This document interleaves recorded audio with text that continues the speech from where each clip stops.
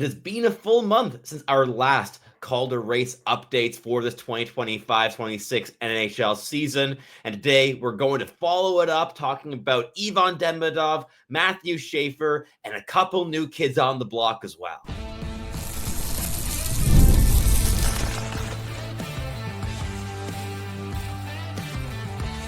You are Locked On NHL Prospects, part of the Locked On Podcast Network. Your team every day. Hello, and welcome back to Locked On NHL Prospects, part of the Locked On Podcast Network, your team every day. On this show, we break down everything prospects related for you 5 days a week, Monday through Friday. I'm your host, Sebastian High, the USA Scout over at Elite Prospects. And on today's episode, we're going to be digging into some of the top rookies. Right now, we're looking at the most likely candidates for the Calder Trophy as of the time of recording. So not saying that nobody else can contend for it. I mean, there's a lot of talent that we're not even talking about today, from Zeev Buium to basically all the defensemen, apart from Matthew Schaefer, are not included on today's episode. But still, we do have basically the top candidates, pair of netminders that are really entering the debates if they're able to keep their current form going, and then a trio of wingers to wrap things up in the final segment who are really establishing themselves as very reliable top 6 NHL players. So we've got a lot of variety here on today's episode, and we're going to break down some of these top rookies of this season. But in the first segment, we've got to kick things off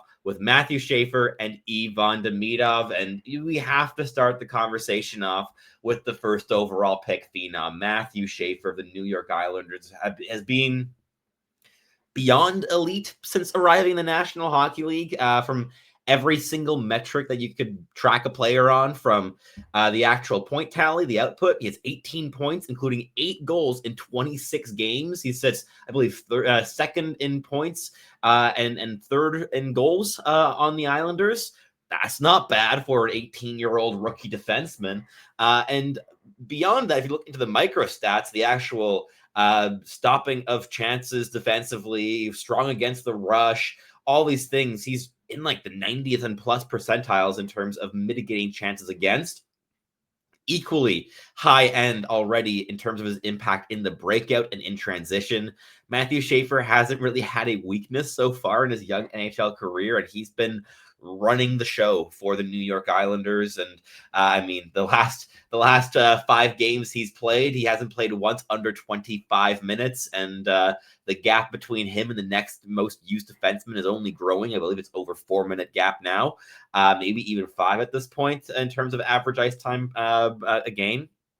And Schaefer, he's got the reins of the city there with the New York Islanders, and overall, I think he's the overwhelmingly likely candidate here for the Calder Trophy this season. Back-to-back Calders for defensemen would be really fun as a storyline. To offensive leaning left shot defensemen going Calder back-to-back. That's a bunch of fun. But he's not the only candidate, but I do think that he is the favorite for sure coming into halfway point of the season that we're going to be approaching in the coming month or two here. I think that Matthew Schaefer, with his overall 3-zone impact, the difference he makes on the ice, he's not just one of the most creative players in the New York Islanders. He is their best player currently. The best player on that team right now is Matthew Schaefer. And he turned 18 years old on the 5th of September. Again, 10 days later, and he would have been eligible for the 2026 NHL draft. We'll be talking about him as a draft eligible right now. And instead, he's here in the National Hockey League dominating. And I don't think I can stress enough just how impressive that is. And the fact that his points tallies are so impressive, despite the fact that he had a pretty big 5 or 6 game pointless streak as well here recently in November. The impact that Matthew Schaefer has had on that organization is immense. He's become just a cornerstone piece for this team to build around. And seemingly franchise level defenseman. And yeah, I mean, Matthew Schaefer has just been an absolute revelation. We talked about this on our recent episode where we ranked the past 11 first overall picks in the National Hockey League, and Matthew Schaefer ended up at 5, but in a tier that stretched all the way up to number 2. And I think that there is certainly headroom for him to go as high as that slot. I don't think he'll surpass Connor McDavid, but anywhere up to that point, it's possible. It's within grasp. He's been that special this season, and I think in terms of the Calder Trophy, you want to look at a player that, yes, is putting up a lot of points, which Schaefer is playing a lot of minutes, which Schaefer is doing far more than any other rookie in the league this season. And you also want a player that makes the biggest difference for his team when he's on the ice. And if that is the key metric, then there's no player that even comes within shouting distance from Matthew Schaefer in the Calder race this season. He's really just been that integral to the New York Islanders. But that being said, there is a clear runner-up here who could still contend with Matthew Schaefer if depending how the season goes, and that would be Ivan Demidov of the Montreal Canadiens, the left shot winger who is just so dynamic with every single puck touch. The skill level is incredibly high. He's leading all rookies in points so far this season with 19 points in 24 games, but he's doing so while averaging about 14 to 15 minutes a night, which is significantly less deployment than other forwards are getting as well that are rookies this season. So there's definitely still a bit more headroom as well for him to explore once he gets perhaps sustained first power play minutes, plays maybe a bit more of a role as well at 5-on-5 to get some more trust in his shifts. But still, 6 goals and 19 points in 24 games while playing a middle six role for the Montreal Canadiens. That is some really impressive stuff. But more so than that, it's how he's creating. He is one of the most creative players I've seen with the puck on a stick in my years of scouting. The creativity, the dare, the confidence in his handling skill, the intelligence and understanding of where he needs to be on the ice to support his teammates and where he can get open, where he can access space, how he can open passing lanes for his teammates heading to the net front. He's been able to score in such a variety of ways already so far this season, including a really nice curl and drag wrister to get the puck out of what would have been a blocked lane by a stick. And just rifling it over Mackenzie Blackwood's shoulder. I believe it was in that Colorado game that Demidov scored a ripper of a snapshot. May have been actually the Vegas game, I believe it was. He scored the on a beautiful pass from Slavkovsky against the Colorado Avalanche. But that chemistry between those two players, I think, could go a long way for Demidov's case this season. They're really finding each other very intuitively and in very dangerous positions. And if you have those two and Lane Hutson on the ice, that trio, I think, is one of the higher chemistry combinations that the Montreal Canadiens have at their disposal. And the fact that Demidov is not just able to match the pace of Montreal's best players, but set the pace offensively for their best players on quite a few nights here so far this season. That is a massive impact. And Demidov is a superstar player in the making. There's a shot that he ends up flirting with the point of game already this season. I definitely think he'll surpass it regularly when he's in his prime. He's just too intelligent, creative, adaptable, slippery to not make it work. And that playmaking skill and really the shot as well has shown here more and more as the season has gone on for the Montreal Canadiens. And that triple threat skill is something that no other forward in the Habs lineup can match in terms of quality of the handling, passing, and shooting skill. And taking the average of those three, Ivan Demidov is already the top of the Montreal Canadiens. Maybe barring Lane Hutson if you throw in a defenseman, but yeah, like it's really impressive what he's been able to do. And beyond just the stats, which of course are quite strong as well in Demidov's favor, I think it's the confidence he instills in his teammates. Like, they always feel like they have to be ready when they're on the ice with Demidov because anything can always happen. You always have to be prepared for him to just zip a pass into your wheelhouse for a golden opportunity to score. And I think that challenging of his teammates to expand their games and grow as well as players through his high-end skill and quick thinking, I think that's also a marker of a truly elite talent in the National Hockey League. So Demidov is a special player, but in order for him to surpass Matthew Schaefer in the Calder rankings, he's going to have to wait to become somehow more valuable to the Montreal Canadiens than Schaefer's been for the New York Islanders so far this season. And he has some ground to make up, but it's not impossible. If he ends up as the top scorer on this team, who knows? Anything is possible. But yeah, on skill level, it's within his reach. I think it's a possibility, but Schaefer certainly is the favorite as of now. But that wraps up this first segment talking about the two favorites. In the next one, we're going to talk about a pair of goaltenders that have been hyped up for years. Seemingly, we're dropping short of their potential, and this season they have coincided in their full-time arrival in the National Hockey League, just having some star-studded performances, and that is Jesper Wallstedt of the Minnesota Wild and Yaroslav Askarov of the San Jose Sharks. But before we do that, we've got a quick message from our sponsors here at Locked On NHL Prospects. The NBA is back, and there's no better place to get in on the action than FanDuel, the official sports betting partner of the NBA.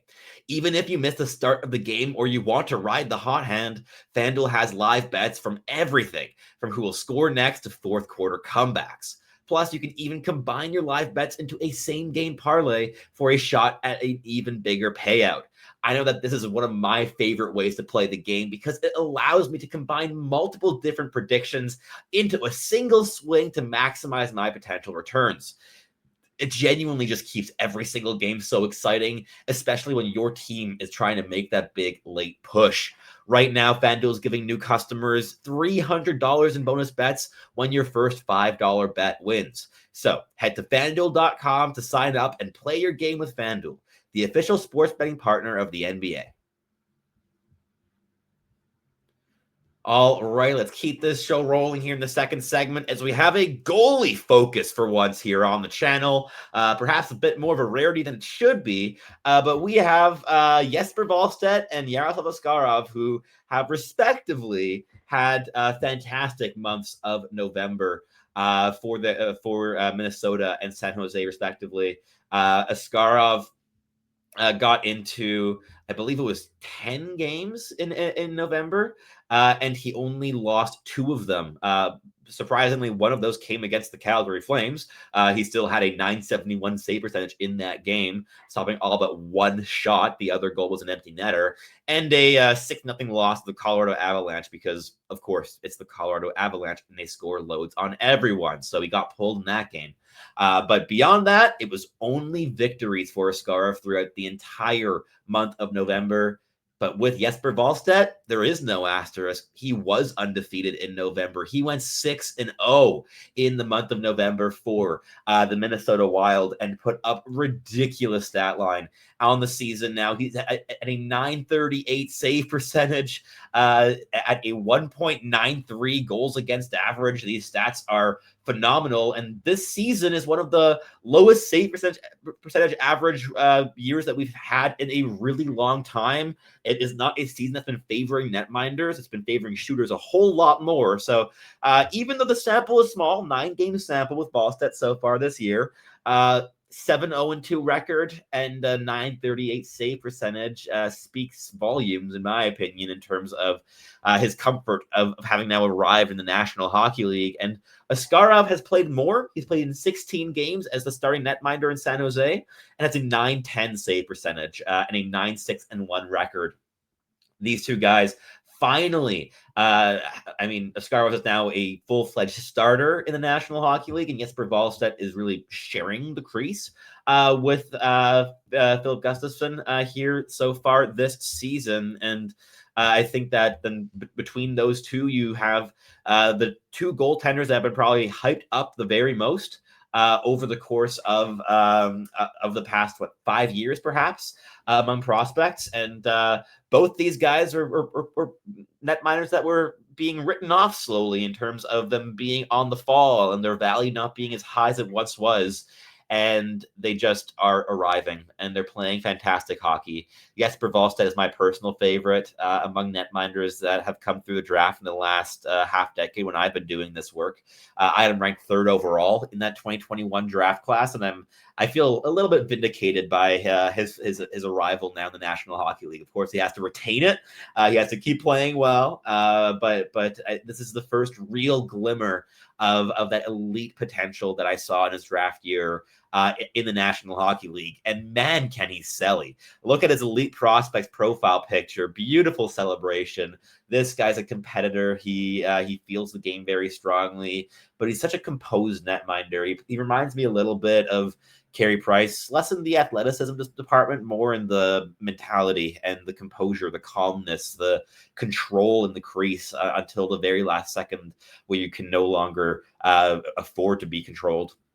I think that Wallstedt is a really high potential netminder, and I'm still a little bit gobsmacked that the Edmonton Oilers traded away the opportunity to select him, and that he fell all the way to 20th overall to the Minnesota Wild. He's a player again that I would have picked top 5 with ease.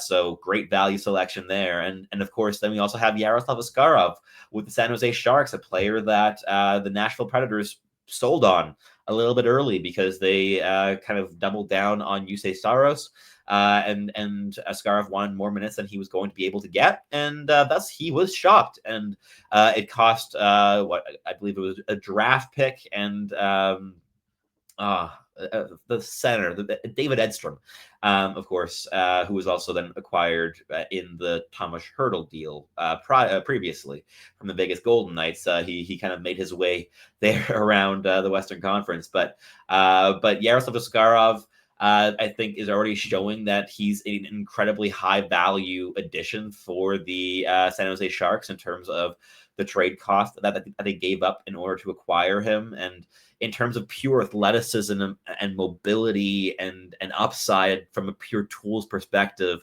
this is the top goaltending prospect in hockey. He really is a tremendous athlete. He's so dynamic as a netminder, really is the word that I would take. And yes, at times he can be over aggressive, but he's a really daring goaltender. And I think that he's the type of player that could really, really dominate in the National Hockey League at some point in the next 5 years.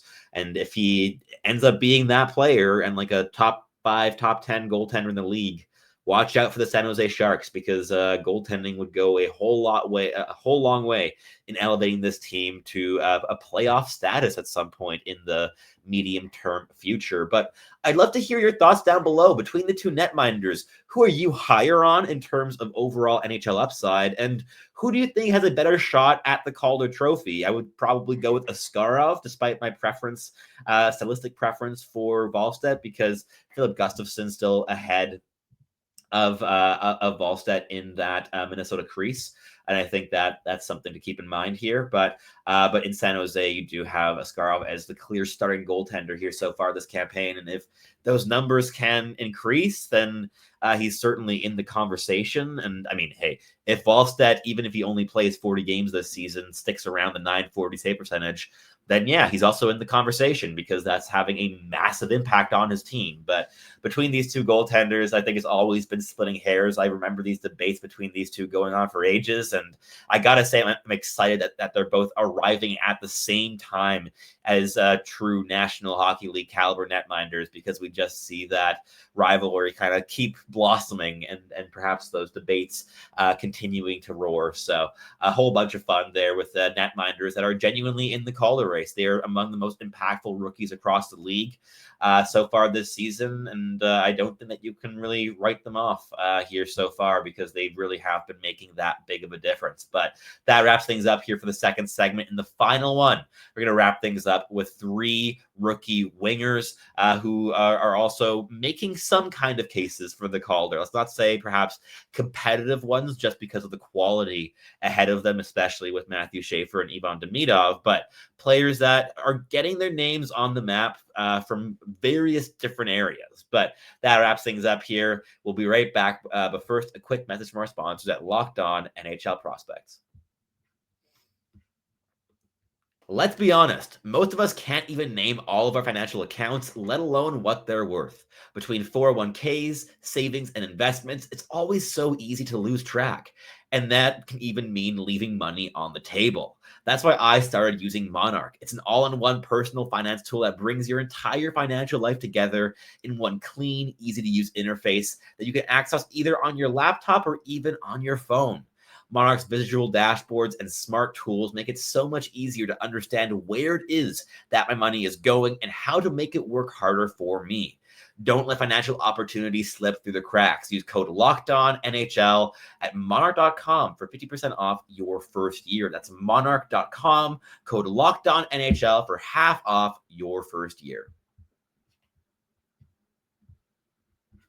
All right, let's wrap up the show here in the final segment, talking about the top Calder candidates here at the point of recording in late November. And we have three more names to discuss, one of which I just did an entire episode on. So I'm going to link that up above in the cards. Hopefully I remember to do so. But that's Beckett Sennecke of the Anaheim Ducks, a player who has really arrived this season in the National Hockey League as a rookie against the expectation of some, including myself. I thought he was going back to junior for another year this year, but no, he is stuck like glue in the National Hockey League and has become indispensable for the Anaheim Ducks. And he's drawn like the tied third most penalties in the entire league with 14 so far this season. He has a gap of 6 over the second place on the Anaheim Ducks, which is Olin Zellweger with 8 drawn penalties. So that's a big gap between 14 and 8. And on top of that, he's been creating as a playmaker, but not just as a passer, but through his handling skill, he's able to gravitate defenders towards him that create spaces behind them, and also has a shot that's able to beat goaltenders from range. But more than anything, it's been the timing, the pace, the intelligence, and the engagement. Night in, night out, this guy's been money for Anaheim, especially recently. He's now riding a 7-game point streak. He's been lights out brilliant. But if you want to hear me talking about Beckett Sennecke for a full half hour and with a lot of enthusiasm, go check out the full episode. So let's keep it rolling here because we have a new kid on the block, a new arrival among NHL rookies who's only got 10 NHL games under his belt here since being called up. And it is of the Vegas Golden Knights, Braeden Bowman, a player that they had signed out of the OHL just over a year ago, played middle six role with the Henderson Silver Knights last season, putting up just over half a point a game. And this year, really good point a game start to the season through 12 appearances with Henderson. And then the Mark Stone injury came up and somebody had to slot in to the top line. And you know what? They wanted to keep their lines rolling. They wanted to keep the chemistry building. So Braeden Bowman got a shot on the top line, and he has not moved from there since. In 10 games, he has 4 goals and 7 assists. He's been averaging over 16 minutes a night so far in his young NHL career. And this is an undrafted 22-year-old right shot winger who only turned 22 in June. This is a guy who was the captain of the Guelph Storm in the 23-24 season, after which he earned his contract with Vegas, and he's just not looked back since. Very impressive so far in his young career, and he's a player that I really like for how straightforward he keeps the game. He doesn't keep his puck touches all that long. He keeps the puck moving. He doesn't want to get caught and hemmed in with it. He wants to progress play up the ice, linking in between his line mates. He's able to also build plays by hanging onto the puck just long enough to draw in pressure in order to slip the puck in behind. And that combination of anticipation and creation on fast breaks and pretty impressive vision in flashes has made him a fantastic fit on the top line alongside Jack Eichel there in Vegas, and very impressive arrival to the NHL for Braeden Bowman. So he's played himself straight into the Calder conversation, at least. Not necessarily going to win it, but his name's being mentioned here, and that is a win in and of itself for an undrafted 22-year-old player who's living the dream right now on the top line of one of the favorites to win the Stanley Cup this season. But to wrap up the show, we've got one more player to shout out here, and it's Arseni Gritsyuk of the New Jersey Devils, the very skilled Russian winger. He's one of the older rookies in this year's class. He's 24 years of age, average size at 6 feet and 194 pounds. But he's a guy that's adapting quite well, I would say, from what I've seen so far in the National Hockey League. He's kind of bounced up and down between the sometimes first and most of the time third lines for the New Jersey Devils, but he's played an important role of them being so dominant so far in the Eastern Conference this season. And he's got 12 points in 25 games, really solid half-point a game production there for Arseni Gritsyuk. And he's really I've been playing quite impressively from starting the year off in a fourth line grinder role, moving up to playing with Nico Hischier on the top line at some points, or on the second line at some points. We've really seen him in a different situation, and he's in different situations, and he certainly is at his best, at his strongest when he's there as a skill complement, as a dynamic puck handling presence alongside middle six at least caliber line mates. He's wasted a little bit as a fourth line grinder. It just isn't playing to his strengths, but he still offers plenty of physical bite, especially when he is playing his skilled games. I've found that he plays with an extra bit of oomph in the physicality when he is also rolling with skill. And Gritsyuk's a guy that played great in the KHL last season, had high expectations on him this year, playing in a high profile with the last two seasons with SKA St. Petersburg, and last year being almost a point a game there with 44 points in 49 games. And this season, if he's currently on pace for 20 goals and 40 points on the season. That would be fantastic for a rookie coming out of Russia as an average size winger. And yeah, Gritsyuk's been really, really solid so far for New Jersey. But I'd love to hear your thoughts in the comments down below if you think that guys like Ryan Leonard or Zeev Buium or any of the other rookies that are in this draft class, because there's a bunch of them that are of note, deserved a mention above anybody that I mentioned here today. I'd be very curious about your thoughts down below if you are watching on YouTube. And if you're listening on your favorite podcasting platform, please do make sure to make us your first listen of the day. It's always greatly appreciated. And for your second listen, you're going to head on over to Locked On Fantasy Hockey, where Flip and Steel break down everything you need to know to build yourself a competitive and sustainable fantasy roster. That is it here for me today. I'm your host, Sebastian High, the USA Scout at Elite Prospects, and I'll catch you tuning in again very, very soon.